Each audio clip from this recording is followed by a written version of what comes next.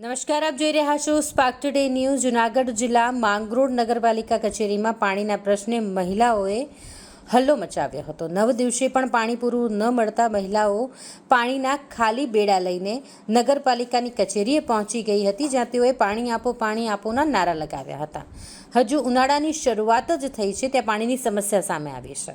રહીશો દ્વારા નગરપાલિકાના ચીફ ઓફિસર પાસે તાત્કાલિક પાણી આપવા અને આ સમસ્યાને કાયમી ધોરણે ઉકેલ લાવવા માટે માંગ કરી। આગામી સમયમાં પાણીનો પ્રશ્ન હલ નહીં થાય તો ગાંધી ચિંધ્યા માર્ગે આંદોલન થશે તેવી પણ ચીમકી ઉચ્ચારી છે। માંગરોળ નગરપાલિકાના ચીફ ઓફિસરે આ મામલે કહ્યું કે ટેકનિકલ ખામીના લીધે સમસ્યા ઊભી થઈ છે, બાકી પાણી પૂરતા પ્રમાણમાં આવશે। નમસ્તે, હું કિરણબેન કિશોરભાઈ માકડિયા વણકરવાસમાંથી બોલું છું, પોલટમાંથી। અમારે 3 વર્ષથી પાણીનો પ્રોબ્લેમ છે। અમે 3 વર્ષથી આ લોકોને 3 અરજી આપેલી છે, પણ આ લોકોએ અમારા પ્રશ્ન હજી લગન સોલ્વ કર્યો નથી। 8 દિવસથી અમને 10 દિવસથી પાણી આપ્યું છે, તો અત્યારે અમારા ટાંકામાં કે નળીમાં પાણી આવ્યું નથી। મોટર અમે કલાક બિલ બારીએ છે તો અમને પાણી આવતું નથી। અમે એટલી અરજી કરીએ છીએ, પણ આ લોકો અમારા પ્રશ્નો સાંભળતા નથી। એનું અમારે શું કરવાનું છે એ અમને એ લોકો જણાવે ને અમને કે અમને પાણીનો અટાણે જરાય નથી। અમારા ગોરામાં પાણી જ નથી। અટાણે અમારા છોકરાને અમારે કેમ પાણી પીવું એનો પ્રશ્ન અટાણે સોલ્વ કરે અમારો। અટાણે પાણીનો અમે શું કે પાણી છે જ નહીં તો પાણી શું કરવાનું?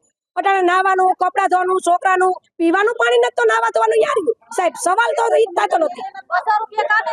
200 રૂપિયા અમે દાડિયા જઈએ છે, 100 રૂપિયાનું પાણી લેવાનું તેવા નથી। એને ટાંકાવાળાને અમે બેરલવાળાને ફોન કરીએ તો બેરલવાળા એમ કહે છે કે બેન અટાણે અમારી પાસે સમય નથી। 100 રૂપિયા દેતા બેરલવાળો ભાઈ આવતો નથી, તો એનું અમારે શું કરવાનું અત્યારે? તો અટાણે પાણી અમારા ગોરામાં નથી, તો સાહેબને અમે એટલી જ અમારી એટલી જ વિનંતી સાહેબને અમે એટલી જ વિનંતી કરી કે સાહેબ અમારે અટાણા છોકરાને પાણી પીવાનું નથી ને એ અમારો પ્રશ્ન સોલ્વ કરો। અટાણે જ નથી પીવાનું, અટાણે જ નથી। હજી 10 દિવસથી પાણી નથી આવ્યું, હજી એમ કે સોમવારે સોલતા, તો આજનું પાણી ક્યાંથી કાઢવું? અમારે આજનું પાણી ક્યાંથી કાઢવું? મારું નામ ગોયલ ભાણજીભાઈ પાલાભાઈ છે। હું નગરપાલિકા વોર્ડ નંબર 7 નો કાઉન્સિલર છું।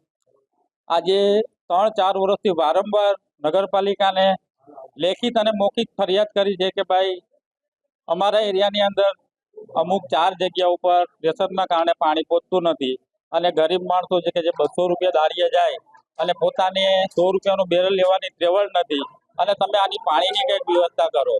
વારંવાર આ ફરિયાદ કરતા નગરપાલિકાના સત્તાધીશો પાસેથી એવું જાણવા મળે કે ભાઈ અમે સરકારશ્રીની યોજના જલ સે નલ આવશે ત્યારે અમે મોટી લાઈન કરીને તમને પાણી પહોંચાડશું। સાહેબ, હજી આ ઉનાળાની શરૂઆત જ છે અને પાણી એક ટીપું પણ નથી મળતું। આજે 9 દિવસે પાણી આવે, ગરીબ માણસો આ 100 રૂપિયાનું બેરલ વેચાતું લઈ શકે એમ નથી, અને જો આ પોઝિશનમાં હજી ઉનાળાના 3 મહિના બાકી છે તો આ લોકો શું કરશે?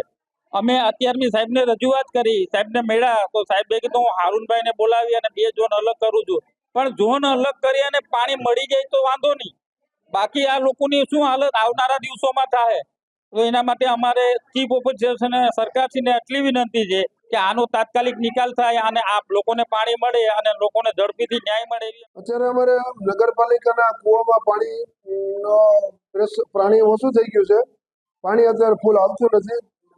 લોકોને પીવા માટે પાણીની મહીપરી નદીમાંથી વ્યવસ્થા કરવામાં આવેલ છે, પરંતુ કંઈક ટેકનિકલ ખામીને લીધે પાણી 2 દિવસથી નથી આવ્યું છે, અને હાલ આજ સાંજ સુધીમાં પાણી મળી જાય એવી વ્યવસ્થા માટે મેં કાર્યપાલક ઇજનેરશ્રીને વાતચીત કરેલ છે અને પાણી મળી જાય।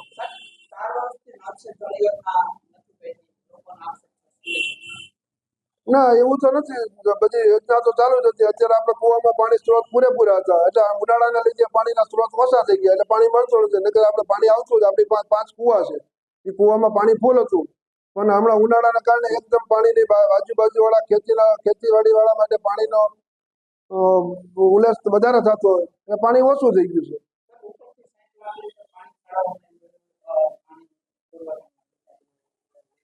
હા, બરાબર છે। એ પાણીના 2 દિવસ પહેલા આપણે પાણી પણ આપ્યું હતું, 60 લાખ લીટર પાણી। ના, પાણી આપણે પૂરેપૂરું મળી જાય। મહીપરી નદીમાંથી જો પાણી આવશે, ટેકનિકલ ખામી લીધે બંધ થઈ ગયું, પાણી આવશે એટલે અમે પૂરેપૂરું પાણી આપશું એવા પ્રયત્નો અમારા ચાલુ છે।